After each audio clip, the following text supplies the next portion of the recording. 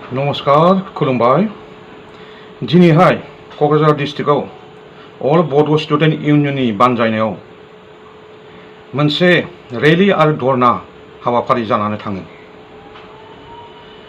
जोंनि बिटिआर एग्रिमेन्टआव माखासे दफा दं, बेफोरखौ इमप्लिमेन्टेसन खालामनो थाखाय एबसुआ दिनै बे खुद्रिनाय हाबाफारिखौ लादोंमोन। बे हाबाफारियावनो गिथाव बाथाव सासे जोंनि बर' सुबुङा हरखाबै गावनि मोदोमखौ सोलेरखौ सावनानै लायो। आसरित दुखुनांथाव। बयबो बे हाबाफारिखौ नुनानै गिनो ओंखारदों, गोजावस्रिदों। जोंबो अल आसाम ट्राइबेल स्टुडेन्ट इउनियननिफ्राय दुखु फोरमायनाय थाबाय।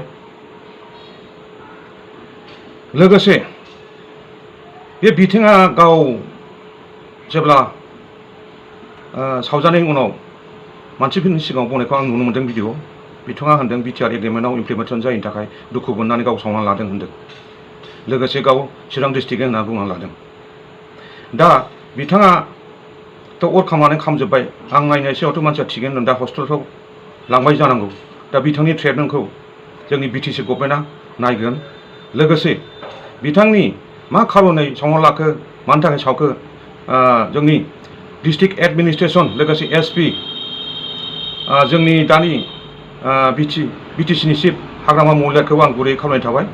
बिथांनि बे माखासे जाथाय माबोरै जाखो, माबोरै जानो मोनखो, बेफोरनि सायाव मोजाङै उदिस लानानै नायबिजिरगोन। एसेनोसै।